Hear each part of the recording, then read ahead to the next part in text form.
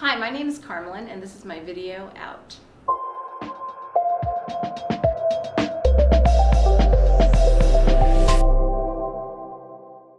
So I grew up in a small, at the time, blue-collar town in New Jersey called Carteret.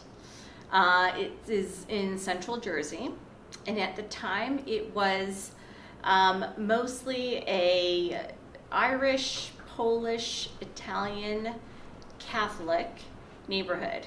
And it was, a lot of my friends' parents worked in banks, or were teachers, or worked for the local PD. And, Pop Warner football, cheerleading, things like that were big. So I'm a lesbian. I came out to my parents and some friends first when I was a teenager, when I was 16. And when I think of like LGBT communities, it feels like family to me. It's been another kind of created family space for me. Love that. So you came out at 16. Is that when you first knew, or did you know earlier?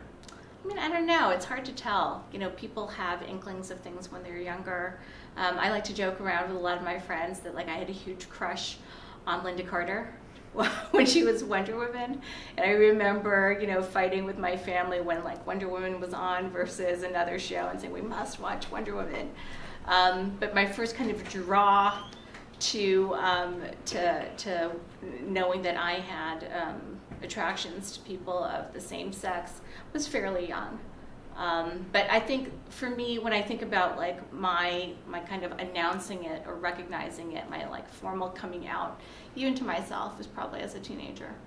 I think that we are at a point of time when we are looking at things. If you are working within a human rights framework, and I think when I say a point of time, I mean especially in this country, where we are recognizing really the different cross-sections that people occupy. I could go to a rally one day that is about protesting the Muslim ban, and my language will be that, we are, in New York City, we're Muslims, we're Catholics, we're Jews, we're gay, we're straight, we're transgender, we're kind of everything in all things, right? I could go to a rally, or I could go to something protesting whatever is the recent attack on trans folks at the federal level. And in many ways, what I'm saying will be similar. And I think that is because we're at a point in time where we're coming together in these different communities. It used to be something fairly new to be talking about being a queer woman of color, in a biracial relationship. But I think because of where we're at, the way that hits home for a lot of people is in a very personal way, because our families are all such rainbow families in different ways. It doesn't take us being queer to be a rainbow family. We're rainbow families because of our different religions, we're different races, ethnicities, etc. We're looking at the different ways that we as queer people are being affected, our human rights are being affected at the national level. And we as queer people, because folks who are Muslim, we as queer people because folks who are immigrants, we as queer people because of anti-Black racism. So just the multiplicity of our different identities in our community. Seeing people coming out, identifying themselves as being allies or being part of these different communities. I think the reason why human rights really speaks to me is because, the different communities that I've personally been a member of, whether I characterize them as queer, or immigrant, or Filipino, or Catholic, or what have you. The fact that I can go to something where what we're protesting, sexual assault, and I'm going to see such diverse faces, people of different lived experiences in that crowd, where I know it is not what has sexual assault, maybe not what has shaped them in their lives, but the importance of that on the public as a whole is something that has kind of compelled them to show up. And so I think what makes me hopeful in this time, in this space, is that people are showing up. People are showing up in masses that we haven't seen, of course, my kids went to the climate strike recently. People showed up. The Women's March a few years ago, people showed up. Stonewall 50, World Pride, people are showing up. And it's not just because they identify with that particular identity category that is in question, but that they identify with the fact that that group is being assaulted or attacked. So I think it is people really feeling the humanity, the shared humanity. Be true to yourself. Be yourself. And I say that because it's so challenging to do that. Because everything, when you're younger and when you're uncertain or when you're unsure, tells you the opposite. And I think, again, that is such, for me, that's been the draw to human rights, is the ability to allow people to be themselves, to live their truths, to be their authentic selves. It is the hardest thing that we do. It's the hardest thing we do at every age. So that is unquestionably the first thing that comes to my mind. Wow, what's my favorite part of being me? I think it probably changes from time to time. I think my favorite part of being me right now is, probably my favorite part of being me, which has been kind of consistent for the last 9 years, is being a mom.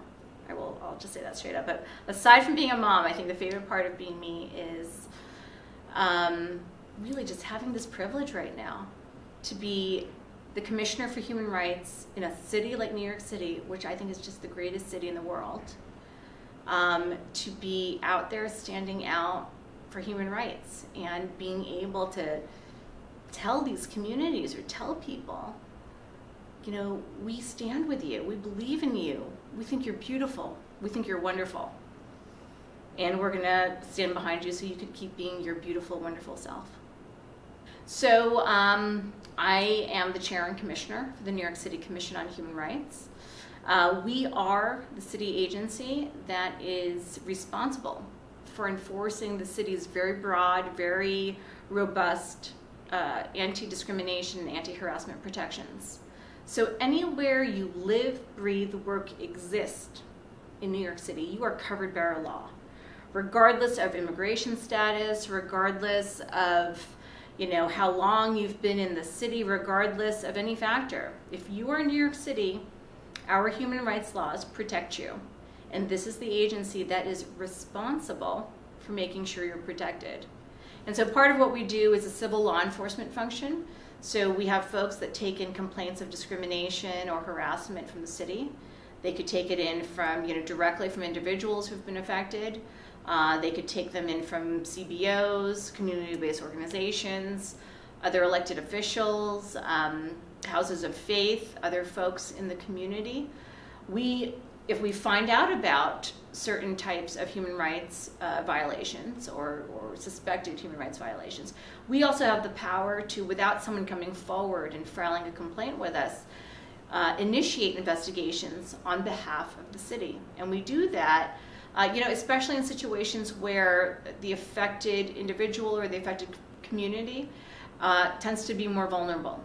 Maybe they don't want to come forward because of prior bad experience with government through over-policing or over-surveillance or what have you. And so I think it's particularly important in those situations that we come and stand up for those communities, because otherwise they become more vulnerable to discrimination or harassment. And then we also have a function that is more of a community relations, community outreach function. And so we have folks that are in each one of the 5 boroughs. They're there to create relationships with different stakeholders within New York City.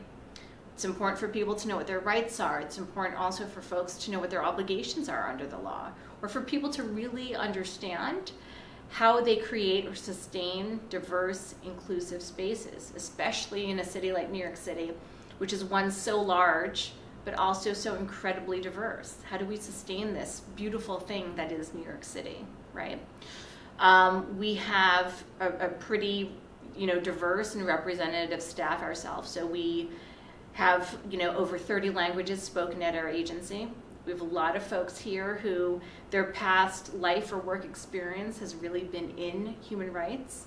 I oftentimes call our staff human rights warriors, because if somebody's working at this agency, they're really believing it. They're here because the message of human rights is not just work to them, it's personal, and it's something they really believe in. And I think that comes across for people quite often when they're interacting with our staff.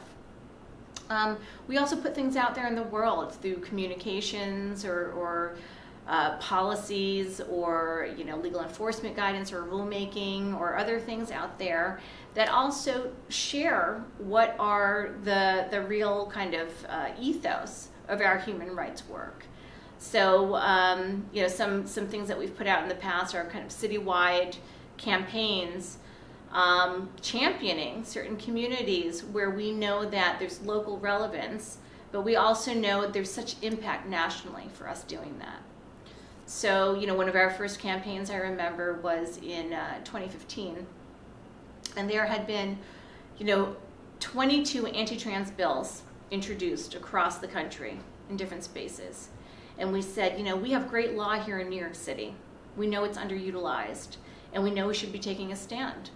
And so we announced at that time what was called the Pink and Blue campaign, making it very clear that everyone in New York City has the ability to use single-sex facilities consistent with their gender identity or gender expression without having to show any sort of proof of gender.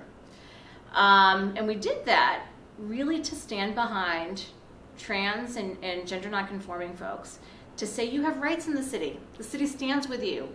You may be being attacked at the federal level, maybe these other jurisdictions are seeking to contract your rights, but here in New York City, your city stands with you. We see you and we understand you and we are part of your communities. It was also meant to be a warning, frankly, though, to folks who would seek to attack trans folks in New York City. Don't do it.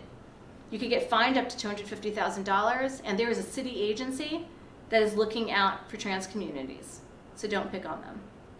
And we've done that in other ways with other communities. After 3 Muslim New Yorkers were murdered in 2016, we did I Am Muslim NYC. We just launched last year a campaign on addressing anti-Black racism. Seeing too many times people, whether they were in New York City or in other states or cities, people who were being punished for being Black. Being Black while living in their own home, being Black while shopping, being Black while driving. And again, wanting to say here in New York City, we're not going to take that. We can't do that here. So I think that we occupy a really important function of validating the fact that there are certain communities who have been attacked just because people are living their truths, right? Living their own experiences. And we occupy that function of saying, one, it's against the law to do that here in New York City, and there's a city agency that is responsible for making sure that you don't do that. For folks in New York City, if you feel like you've been discriminated or harassed, or you've seen some of that happen to somebody else, call us. We're here, we work for you, we're responsible to you. Call us at, call 311, ask for human rights, call us directly at 718-722-3131. We stand with you.